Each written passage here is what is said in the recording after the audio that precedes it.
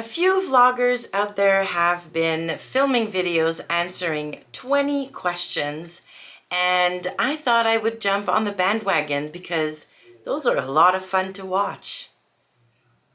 Hi, I'm Izzy, and this channel is all about sewing, and as I said in the intro, today is going to be all about hashtag 20 questions. Now, I've watched a couple of vloggers now film a video with these 20 questions, and I always love those because it's a great way to get to know the vloggers or the YouTubers a little bit more and to spark conversation, basically. So feel free to jump in the comments, answer the questions yourself, and if you are a vlogger and feel inspired to answer those 20 questions, I will leave the full list down in the description box below. All right, without further ado, let's get into it. Question number 1, how do you feel about new patterns? So I'm assuming that question is, do you always try new patterns, or do you rely on TNTs and patterns you already have in your stash?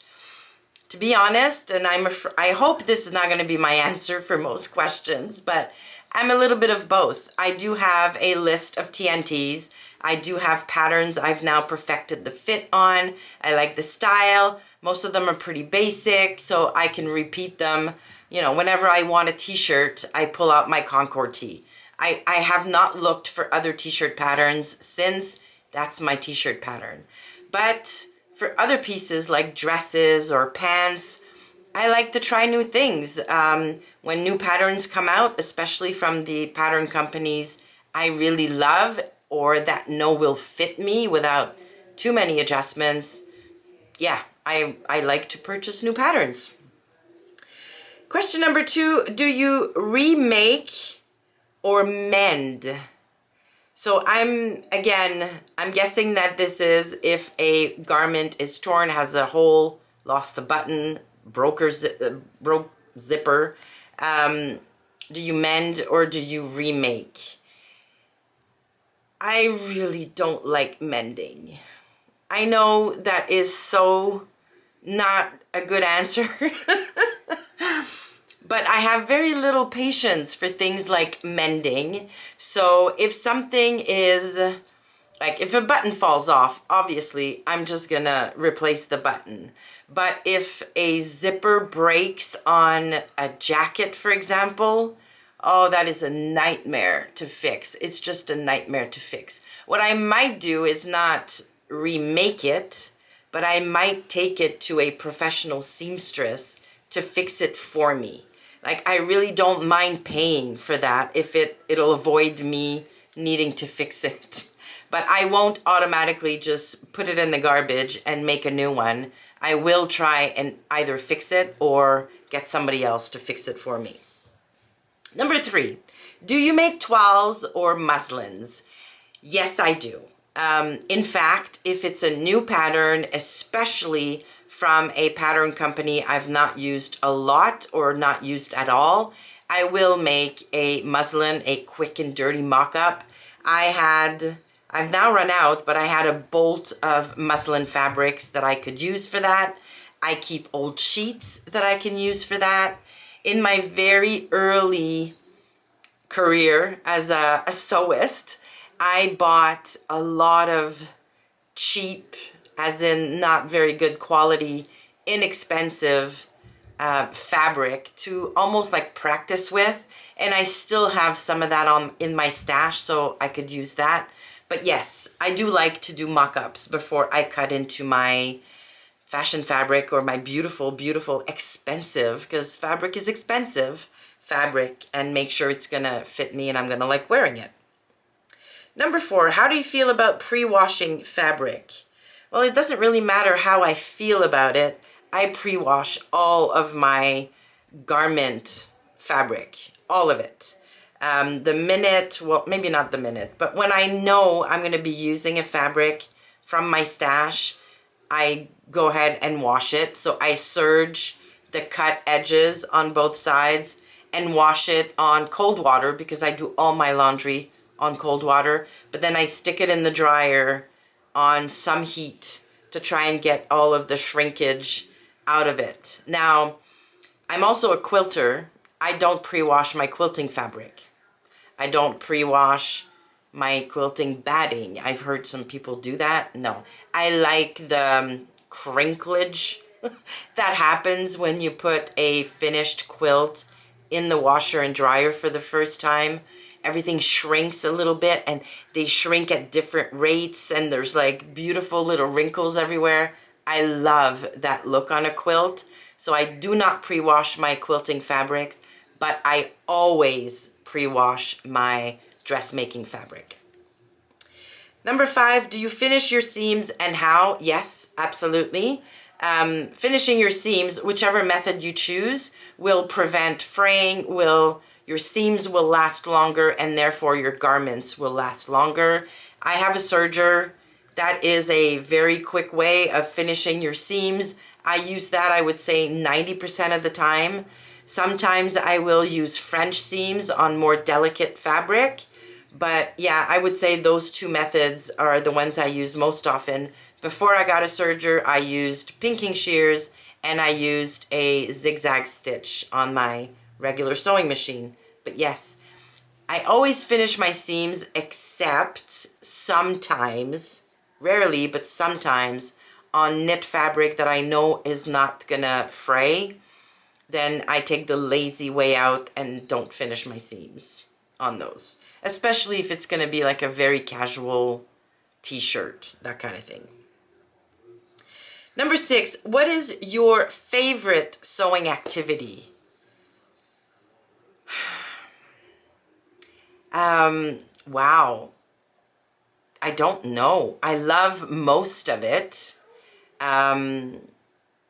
Yeah, I like most of it. I like I don't mind zippers. I don't mind buttonholes. Yeah, I can't say there's one favorite part. I like most of the parts. My least favorite is the cutting out part. And it's so funny because I'm the same way for quilting. For me, cutting out is boring, it's tedious. I need to move a million things off my cutting table to spread out my fabric, and then making sure it's, folded properly and laying right so that you can be on grain. And oh my goodness, if I could just take the fabric out of the dryer and magically it's all cut and ready for me to sew, I would be a super happy camper. Cutting out is definitely my least favorite. Number 8, stash fabric or new fabric? It has to be new fabric in order to become stash fabric. I don't have a big stash. I don't usually buy fabric with no plan in mind unless it's an absolute deal or I fall head over heels in love with it, but I try not to do that. Usually if I order fabric, it's because I have a plan for it. Yeah, so stash, I guess. Number 9, are pockets a must? No, they are not. I like pockets.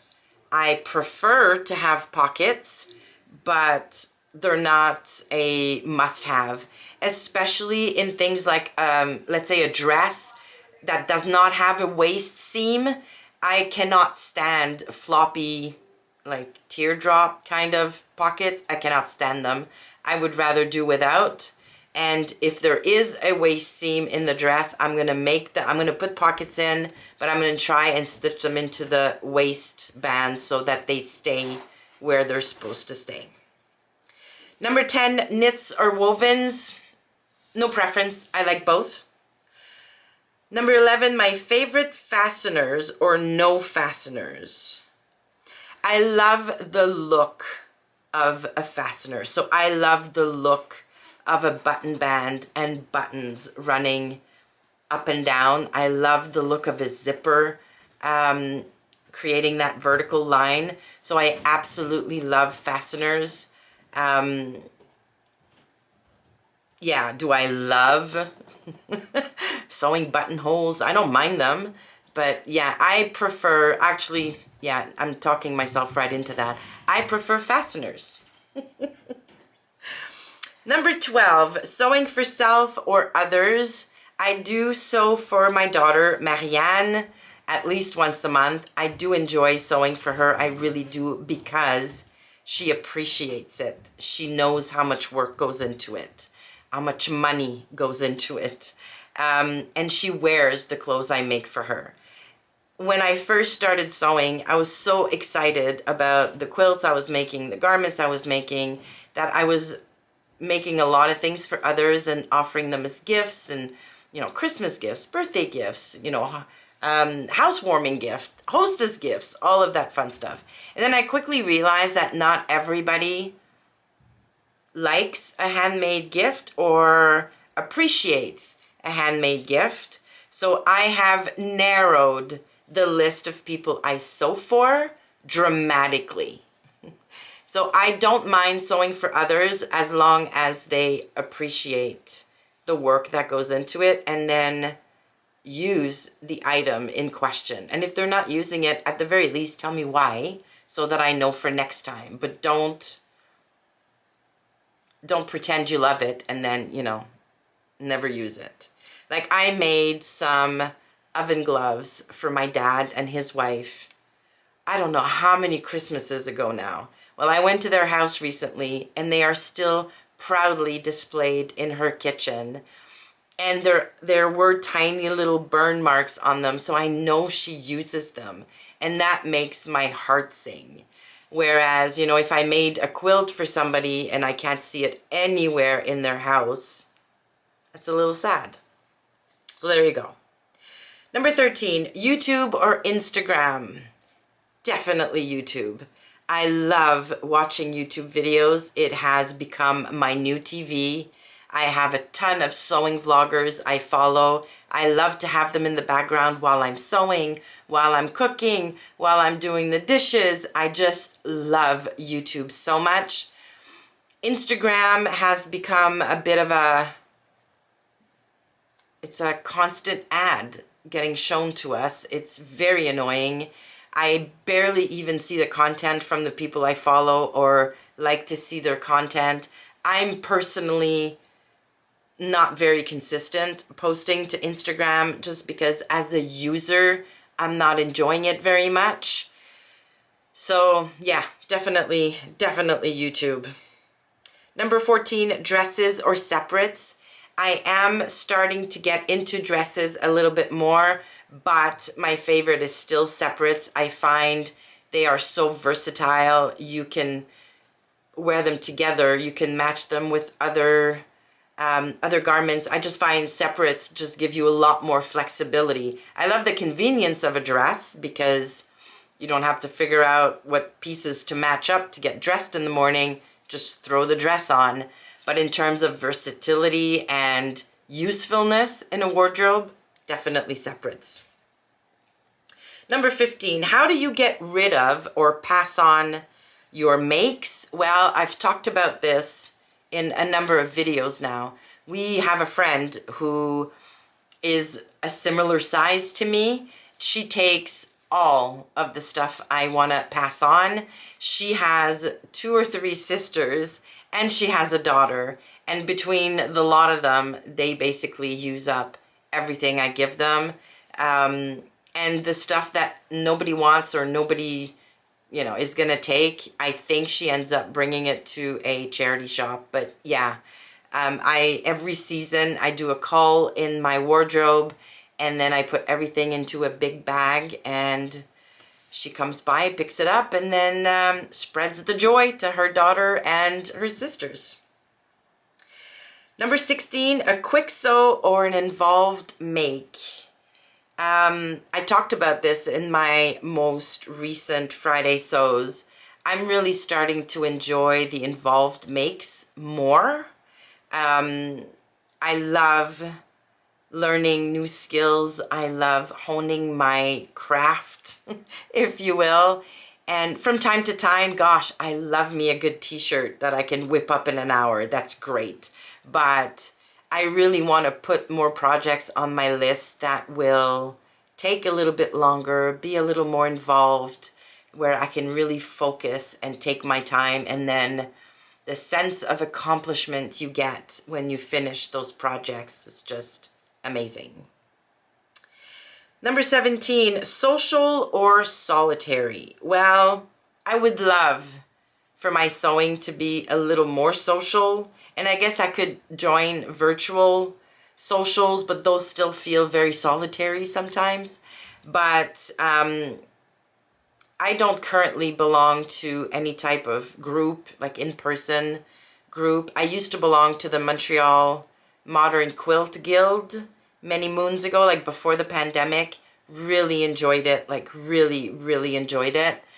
But yeah, right now my sewing activities are pretty solitary. Yeah. Do I have a dedicated space? I do. You're in it. I have a whole video on my sewing room. I can link to it down in the description box if you want to have a look. But yes, I'm very fortunate that our basement has a huge room in the middle that has our laundry room and my sewing room in the same space. So when I look that way, I'm looking at my washer and dryer and my drying line. But yeah, all this side of the room is all mine. Labels or no, I love a good label in my garments. I sew a lot for Marianne. She can't stand them. But yes, I do love a good label. Percentage of me made versus ready to wear. That is shifting a little bit, like I said in my most recent Friday Sews. I used to really not give myself permission almost to buy ready to wear. And so my wardrobe was really getting up there in terms of percentage of me mades in it. But I've recently purchased a few ready to wear, and I don't really feel bad or guilty or anything towards buying ready to wear pieces when I need them, when they fit my wardrobe or closet, or like fill a gap in my wardrobe or closet, and I basically have no plans to sew something like that. So yeah, I'd say right now 80% of my closet is me made. That might change in the future, I don't know. But yeah, there are just some pieces that I don't mind buying. There are some things that I've always bought. For example, I have no desire to make jeans. I barely even wear jeans. I have 2 pairs, and yeah, they're in my closet. Underwear, I would like to make some one day. Carol, I know you kind of challenged me to make some. I'm thinking one day I will, but like I have no desire to make bras. There are just some things that I don't mind buying. All right, those were the 20 questions. Hopefully this video wasn't too long.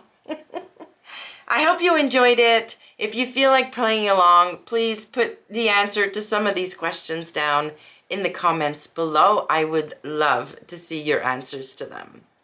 Thank you so much for watching. Please give the video a like if you enjoyed it, subscribe to the channel, and I will see you soon.